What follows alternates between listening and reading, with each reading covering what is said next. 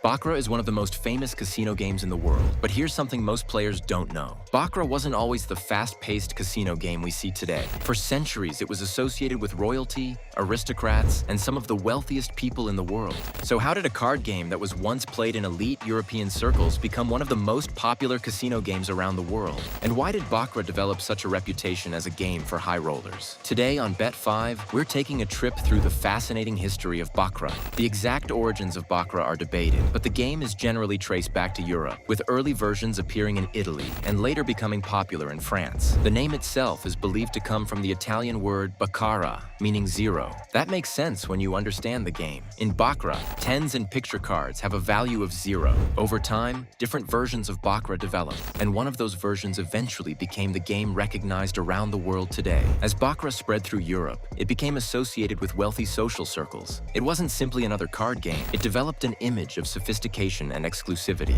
That reputation followed Baccarat as casinos began introducing different versions of the game. Eventually, Baccarat crossed the Atlantic and became part of the casino landscape in North America. But something interesting happened. Casinos realized that Baccarat could be presented in different ways for completely different audiences. And that's where the game began evolving into the versions we recognize today. There's a reason Baccarat became closely associated with high rollers. The rules are relatively simple. Players don't have to make complicated decisions about which card to draw. The game is fast, and the betting structure allows casinos to accommodate players who want to make much larger wagers. This combination helped Baccarat develop an image unlike many other casino games. Instead of being known primarily as a game of complicated decisions, Baccarat became associated with elegance, simplicity, and big stakes. Then came movies, books, and television. Baccarat became a symbol of luxury. One of the most famous fictional characters associated with the game is James Bond. Bond's relationship with Baccarat helped introduce the game to audiences who may never have encountered it before. Suddenly, Baccarat wasn't just a casino game.